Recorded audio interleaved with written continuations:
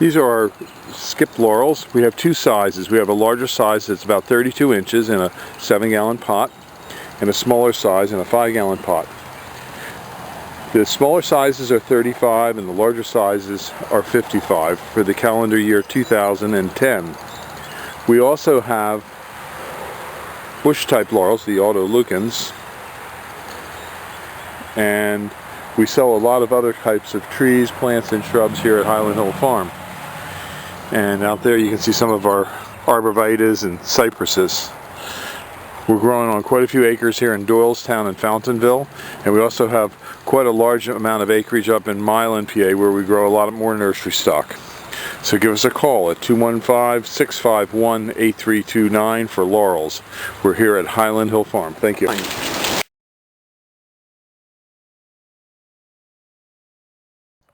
These are some small copper beech seedlings that we have available here at Highland Hill Farm, and as you can see, they do vary in color. You see some darker red, lighter reds, and inside where it's very shady it's green. A lot of this has to do with the genetics of the tree, plus the amount of sunlight the trees are receiving. The interiors here will be a little bit greener, the exterior is a little bit redder, and there are some that are deeper in color than others, and that has to do with the fact that these are grown from seed. We also have a variety of other trees, plants, and shrubs for you to look at here at Highland Hill Farm.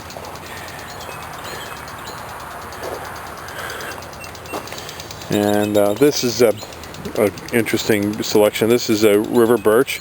We grow them in pots with multiple stems. We put 3 seedlings together to give you a multiple stem plant. These are some of our blueberry plants ready to go. These are Japanese maples. Down below more river birch, Lombardy poplars, and these little tiny plants down in here are dawn redwoods. Plus we have some larger hollies. These are Nellie Stevens hollies, and some larger forsythia, and way down by where the sprinklers are going, that's fruit trees. So just give us a call at 215-651-8329. We have thousands of trees, plants, and shrubs for you here at Highland Hill Farm. This is Nandina. Give us a call, 215-651-8329. We have plenty of them here. Real nice evergreen. Only gets to be about 5-6 feet. These are nice heavy plants. We're here at Highland Hill Farm on Route 313, and these are our real nice looking burning bush, Euonymus alatus compacta. These are about 4 foot high, 4 to 5 foot high, and they're a heavy plant here. They're in a 22-inch ball, and as you can see, after we dig them, we put a drip water line system down for them to take care of them. These are $60 until the end of 2009, and we have about 400 of these to sell. And you're welcome to come out to the farm and take a look at them. We're located on Route 313 in Fountainville, PA. These can take a little bit of shade. They are considered an invasive plant, so just to let you know, in some areas you wouldn't be able to have these, like in New England states it's not legal to grow this plant, but it's okay in Pennsylvania, as far as I know, New Jersey, and other local states. So just give us a call at 215-651-8329. This is a real nice looking bush, is it not? This is the burning bush. Thank you. Hello, my name is Mike Hurst from Highland Hill Farm. Today we have in front of us a Japanese weeping maple, and I'm going to tell you how to water and how to fertilize it. When we fertilize our plants, we usually fertilize them about once or twice a year. The first time is just to make sure that it's the right color, and the second time is for next year's growth. The reason that we are concerned about fertilizing for next year's growth is that a Japanese maple is considered to be a determinate plant. A determinate plant means that each and every year that when it grows out, there's a determinate amount of leaves and stem that can be formed. And that the determined amount of leaves and stem formed is determined by last year's growing season. If the growing season from last year was a good growing season, the plant makes many new leaves and stem parts for the next year. And those new leaves and stem are stored in the bud. So when the bud forms, it's very important that it has enough water and enough fertilizer in the system of the plant to get lots of new parts for next year. When we fertilize for next year, we usually fertilize in about early August. That way that the fertilizer can get into the soil and get into the plant system. Because in about late August and into the fall time is when the buds start to form. And when we use fertilizer, we use a slow-release fertilizer called Osmocote, and we just do a broadcast fertilizer just on the top of the plant on the surface. We don't ever put any fertilizer injections or any of the liquid type in. We just use the granulated form that slowly releases over time.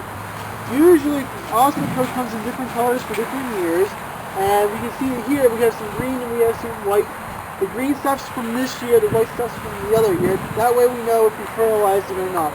And when we fertilize, this is just an example of some Osmocote. We just pour it in our hand and we just do a light broadcast just over the top. Kind of like that, just making sure that there's enough fertilizer on there for it to last most of the year. Well, Osmocote comes in different kinds. You have to read a label for how long each one lasts and for the strength. The other topic we're going to talk about is how to water these guys one after you plant them. When you plant them, you should make sure that when you dig the hole out, just dig it a little bit wider than the pot itself, so that when you set the pot into the ground, there's a good gap between it, and you can fill in the dirt in between the pot, the plant, and the surrounding soil, making sure that there's no air pockets in there. You don't want to compact the soil around. You just want to use your shovel to work the soil into the ground, getting rid of all the air pockets. After that, give it some water. That way it settles nicely. And after planting, make sure you go back and keep the ball moist. It's important to keep the ball moist, not overly wet or overly dry. If it's overly wet, there is no oxygen that gets into the soil, and then the root starts to rot and it dies. The whole plant dies. If it's too dry, the roots no longer grow and the plant wilts, and roots don't have cuticles on them, so once they dry out, they're toasted. So just make sure that keep it moist, and the plant should do fine. If you have any questions about the Japanese maple, just give us a call at 215-651-8329. Thank you. This is a block of witch hazel vernalis. They run in here anywhere from about 4 to 5 up to 7 to 8, and some 8 to 9 down in the lower end. Beautiful heavy block. Very nice plant. Good native tree.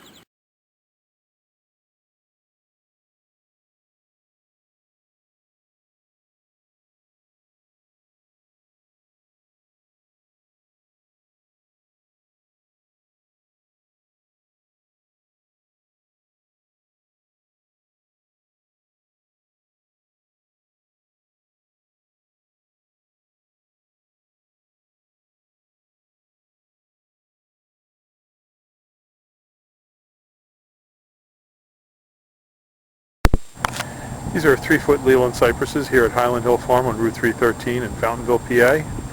We deliver and plant these up and down the East Coast. We sell thousands of Leyland cypresses and green giant arborvitaes each year. These are our 3-foot Leyland cypresses. Next to it are our 4-foot. And over here are some green giant arborvitaes. And we have thousands of trees, plants, and shrubs for you, as well as lots of landscaping stone and other materials.